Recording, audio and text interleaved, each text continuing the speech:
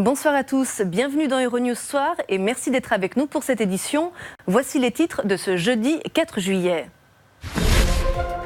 Donald Tusk vient défendre Ursula von der Leyen. Le président du Conseil s'est exprimé devant le Parlement européen pour soutenir la candidate des États membres à la présidence de la Commission et convaincre les députés. Une éruption spectaculaire, celle du Stromboli au nord de la Sicile, qui a surpris habitants et touristes. Un randonneur a été tué. Les députés français examinent en ce moment la proposition de loi qui vise à lutter contre les propos haineux sur Internet. Un texte qui a pour objectif de responsabiliser les plateformes. L'inquiétude pour le poumon de la planète, la forêt a encore perdu du terrain en Amazonie ces derniers mois en raison de la sécheresse et de la spéculation sur les terres. Les États membres l'ont choisi, mais Ursula von der Leyen dispose de moins de 2 semaines pour convaincre les eurodéputés. Ils devront donner leur feu vert pour que la ministre allemande de la Défense prenne la tête de la Commission. Et Donald Tusk est venu aussi appuyer sa candidature. Olivier Peggy. Le président du Conseil européen, Donald Tusk, était ce jeudi matin à Strasbourg. Objectif, tenter de faire accepter le nom d'Ursula von der Leyen comme future présidente de la Commission européenne. Problème, ce choix est celui des dirigeants européens et non celui des eurodéputés, d'où le mécontentement perceptible dans les travées du Parlement. Donald Tusk s'est employé à positiver.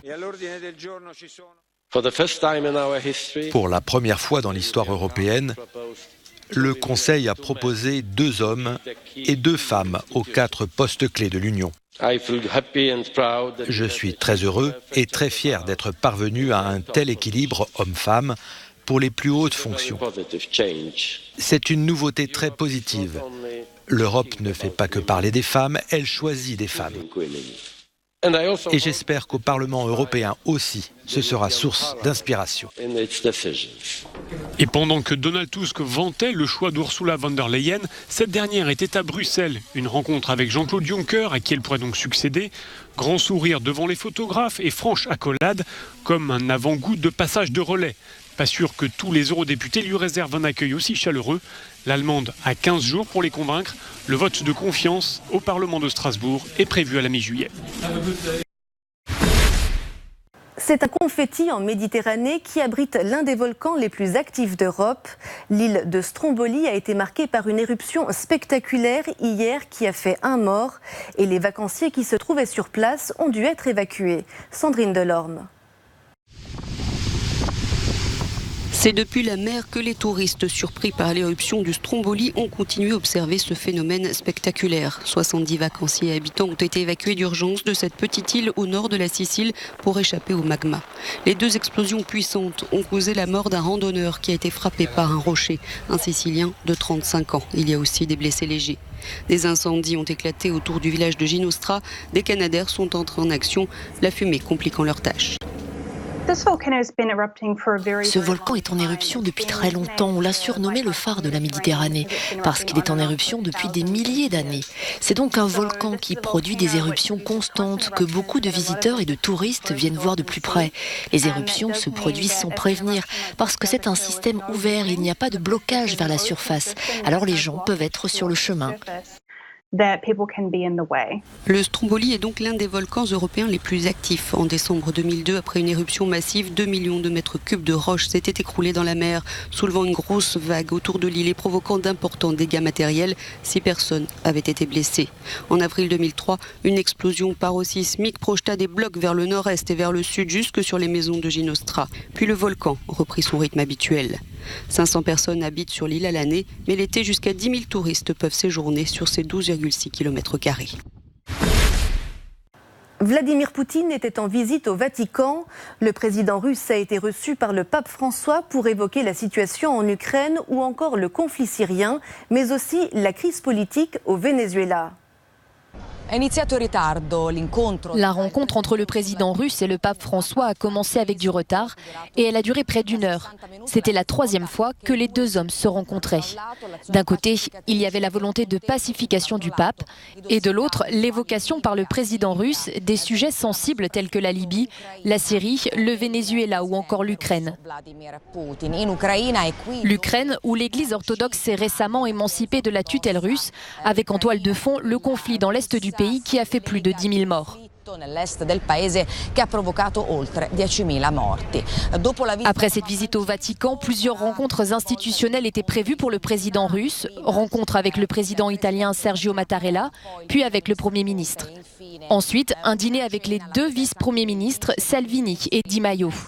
Et avant de partir, Vladimir Poutine devait rencontrer son vieil ami, Silvio Berlusconi. Giorgio Orlandi, Euronews, Roma. En France, le prêtre Bernard Prénat a été destitué par l'Église catholique. L'abbé, accusé d'avoir commis des agressions sexuelles sur de jeunes scouts, a été réduit à l'état laïque. Les précisions d'Olivier Péguy. C'est lui qui est au cœur du plus grand scandale de pédophilie dans l'Église en France, le père Prénat. Accusé d'abus sexuels sur de jeunes scouts dans les années 70 et 80, Bernard Prénat a été défroqué, autrement dit déchu de son statut clérical et rendu à l'état laïque. La décision a été prise ce jeudi par le tribunal ecclésiastique en charge du dossier. Dans un communiqué, ce tribunal indique qu'il a décidé d'appliquer la peine maximale prévue par le droit de l'Église dans un tel cas. C'est en 2015 que plusieurs anciens scouts ont déposé plainte contre Bernard Prénat pour agression sexuelle, une démarche visant à briser l'omerta. Et cette affaire a ensuite pris une autre dimension puisqu'elle a touché l'archevêque de Lyon, le cardinal Barbarin, accusé pour son silence, jugé complice. Le père Prénat a été maintenu dans le diocèse de Lyon jusqu'en 2015. En mars dernier, Philippe Barbarin a été reconnu coupable de non-dénonciation d'abus sexuels et condamné à 6 mois de prison avec sursis. Il a alors remis sa démission au pape qu'il a refusée en attendant son procès en appel prévu cet automne. Les députés français examinent en ce moment la proposition de loi qui vise à lutter contre les propos haineux sur Internet. Ce texte entend responsabiliser les plateformes pour qu'elles retirent les contenus en question, sous peine de se voir infliger une lourde amende. Cécile Sauzet. Facebook, Google ou Twitter seront-ils un jour lavés des contenus haineux qui y circulent tous les jours? C'est en tout cas l'objectif de la loi contre la haine sur Internet. Examinée depuis mercredi à l'Assemblée, elle porte le nom de Laetitia Avia, qui en a fait un combat personnel. Cette proposition de loi porte en elle mon histoire, celle d'une femme qui n'accepte plus d'être insultée de négresse sur les réseaux sociaux. Et à vous, mes chers trolls, haters, qui vous croyez seuls cachés derrière vos écrans, vous qui êtes infiniment petits et lâches, sachez que nous nous battrons pour vous trouver et vous mettre face à vos responsabilités, car ce que nous engageons, c'est la fin de l'impunité. Si le texte est voté, les plateformes et les moteurs de recherche seront forcés de retirer sous 24 heures les contenus haineux qui leur sont signalés et qui ciblent l'appartenance ethnique, la religion, les provocations au terrorisme ou encore la pédopornographie. En cas de manquement, ces sites devront s'acquitter d'une amende de plus d'1 million d'euros. Et s'ils refusent d'allouer les moyens suffisants pour traquer les cyberharceleurs, Google et consorts verseront 4% de leur chiffre d'affaires mondial à l'État. 2 problèmes à ce stade soulevés par l'opposition mercredi. D'abord, les géants du net seront contrôlés non pas par un juge, mais par le Conseil supérieur de l'audiovisuel. Par conséquent, une autorité administrative va statuer sur des questions de liberté d'expression. Et par ailleurs, les plateformes ne risquent-elles pas de faire de l'excès de censure et donc de supprimer des contenus licites pour s'éviter des amendes? Vous confiez la censure à Google, à Facebook, à Twitter. Une censure privée surtout, et pire, une censure technologique. Enfin, les réseaux sociaux auront l'obligation de coopérer avec la justice et de fournir les adresses IP des haters sous pseudo. Jusqu'ici, ils l'ont fait dans des cas rarissimes. Par exemple, pour cet adolescent qui avait menacé de mort sur Twitter une ex-journaliste de Charlie Hebdo. Dans la soirée, les députés ont voté l'obligation de retrait des contenus haineux en ligne. Son chant à l'aube a insupporté des vacanciers venus se reposer au grand air. Le coq Maurice et ses vocalises matinales étaient au cœur des débats lors du procès qui s'est ouvert ce matin. Mais le gallinacé s'est trouvé des soutiens inattendus et parfois lointains. Guillaume Petit. C'est un réveil matin qui commence sérieusement à avoir du plomb dans l'aile depuis 2 ans. La bande sonore est celle de Maurice, un coq de 2,5 kg dont le chant met les voisins à cran. Sa propriétaire Corinne vit sur l'île d'Oléron depuis 35 ans. Cette résidente, elle-même chanteuse par le passé, est poursuivie en justice par des voisins. Un couple de retraités propriétaires d'une résidence secondaire. Ils reprochent d'entendre le coq tôt le matin, point barre, c'est ça. Voilà, c'est la seule chose qu'ils ne veulent pas, c'est d'entendre ce coq tous les matins. Ils disent qu'à partir de 4h30 et sans répit jusqu'au soir, le coq chante, ce qui est faux.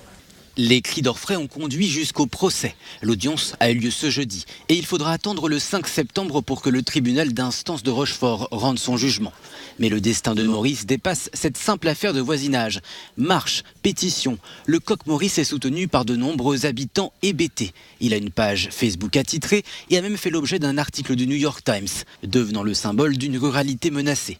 Le maire de Saint-Pierre-d'Oléron a même pris un arrêté pour rappeler le caractère rural de sa commune, qui pourrait dans cette affaire y perdre des plumes. Aujourd'hui j'ai un coq, demain ça sera la mobilette du voisin, après-demain ça sera le linge qui est étendu, qui me gêne et qui cache ma vue, et ainsi de suite. Donc à un moment donné il faut arrêter. Ce n'est pas la première procédure de ce type. En 2018, un couple de Dordogne, car le coassement de leurs grenouilles indisposait les voisins. Certains veulent donc encore aller plus loin.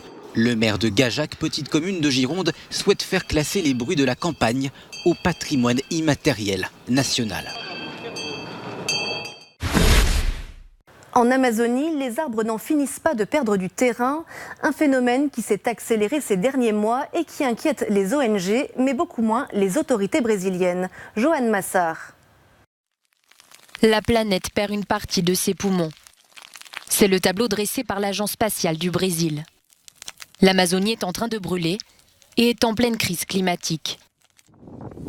La déforestation de la plus grande forêt tropicale humide du monde a grimpé de plus de 88% en juin par rapport au même mois il y a 1 an. C'est aussi le 2e mois consécutif de destruction des forêts sous la présidence de Jair Bolsonaro. En ce moment, il y a une sécheresse dans la région de l'Amazonienne. Et pendant ce temps, les accapareurs de terre, les marchands de bois, les envahisseurs de terres publiques, ceux qui coupent la forêt, ceux qui font de l'argent sur la destruction, progressent dans la forêt. C'est pourtant bien maintenant que le gouvernement devrait augmenter le nombre d'inspections. Mais ce que nous voyons, c'est une diminution du budget. Un président de la République qui lutte contre ces inspecteurs, un ministre de l'Environnement qui les persécute et ne leur permet pas de faire leur travail. Ministre do Meio Ambiente qui persegue esses fiscais, não os deixa fazer o seu trabalho. En 1 mois seulement, la forêt amazonienne a perdu 920 km². Mais il semble que les données révélées par l'Institut national brésilien de recherche spatiale ne soient pas alarmantes pour l'exécutif de Bolsonaro, qui a déjà affirmé que ces chiffres ont été manipulés.